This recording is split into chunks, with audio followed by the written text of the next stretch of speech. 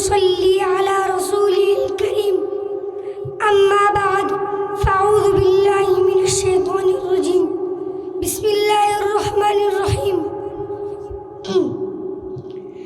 إنا أعطيناك الكوثر فصل لربك وانحر وقال تعالى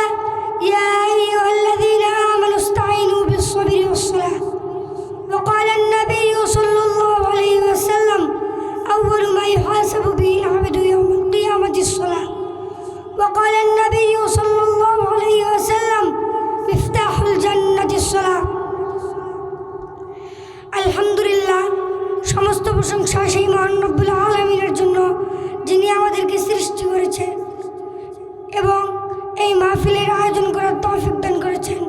সেই আল্লাহ তাআলার জন্য শুকরিয়া আদায় করি সকলেই বলি আলহামদুলিল্লাহ রাসূলের উপর দরুদ পাঠ করি সকলেই বলি সাল্লাল্লাহু আলাইহি ওয়াসাল্লাম আল্লাহ তাআলা কোরআনের ভিতরে বলেন ইন্না আ'তাইনাকাল কাউসার হে নবী নিশ্চয় আমি আপনাকে কাউসার দান করেছি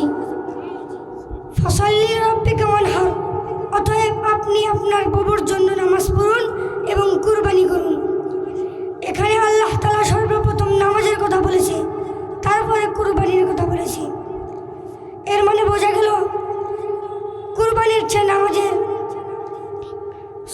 গুরুত্ব বেশি আল্লাহ তাআলা অপর আয়াতে বলেন ইয়া আইয়ুহাল্লাযীনা আমানু ইসতাঈনু বিস-সাবরি ওয়াস-সালাহ হে মুমিনগণ তোমরা আমার কাছে নামাজ এবং ধৈর্যের মাধ্যমে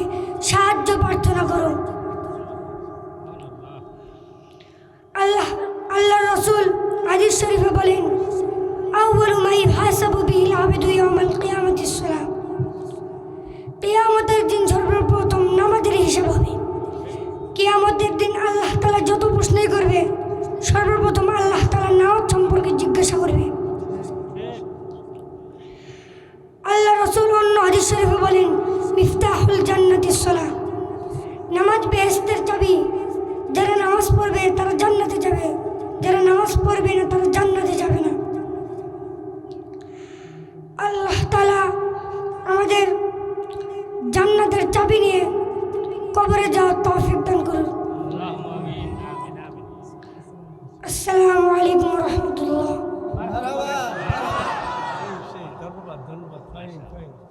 সুন্দর সুন্দর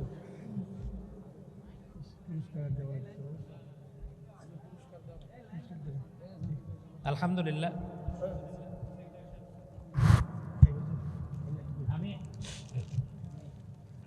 আমি আমার পক্ষ থেকে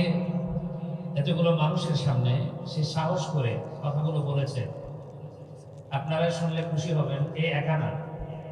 এই যারা যারা বক্তৃতা দেওয়ার জন্য রেডি হয়েছিল একটু সামনে আসো তো দাঁড়া ওখানে লাইন হয়ে দাঁড়াও ওইদিকে সবাই ওদিক হয়ে দাঁড়াও ওদিকে ওদিকে ওদিকে এরা সবাই বক্তৃতা দেওয়ার জন্য রেডি হয়েছিল কিন্তু আসলে সময়ের অভাবে আমরা শুধু একজনকে দিলাম আমি ওদেরকে বলছি আমাকে বিকালে ওরা আমাকে বক্তৃতা শুনাইছে আমি তখন আমার তরফ থেকে ওদেরকে পুরস্কৃত ঘোষণা করছি যে আমি তোমাদেরকে সবাইকে পুরস্কার দেব কিন্তু মঞ্চে তো সবাইকে দেওয়া যাবে না সময় অল্প এই জন্য একজনকে দেব তো একজন যেহেতু সহযোগিতা করছে আপনাদের সামনে শুনাইছে আমাদের মুফতি আব্দুল আউয়াল তার পক্ষ থেকে 200 টাকা আমি আমার তরফ থেকে 500 টাকা আমাদের সভাপতি সাহেব গাজী রহমান মাস্টার উনি 100 টাকা দিয়েছেন আর আমাদের আজকের মাহফিলের সহসভাপতি শহীদুল ভাই তিনি 100 টাকা দিয়েছেন আলহামদুলিল্লাহ আমি টাকাটা পার্সোনাল ভাবে এর জন্য না আমি মনে করি যে এটা সবার জন্য আমি এটার দায়িত্ব আমি মোস্তফা হুজুরকে দিলাম তিনি এটা দিবেন আর আমার পার্সোনাল আমার তরফ থেকে যেটা এটা 500 টাকা বাদেও ওদেরকে আমি সবার জন্য আলাদা একটা বাজেট রাখছি সেটা ওদেরকে বলে দিচ্ছি ওটা আমি পরবর্তীতে ওদেরকে দিয়ে দিব আপনারা সবাই ওদের জন্য দোয়া করবেন আগামীতে ওরা যেন আরো ভালো করে নিজেদেরকে গড়ে তুলতে পারে আল্লাহ যেন তৌফিক দান করেন সকলে বলুন আমিন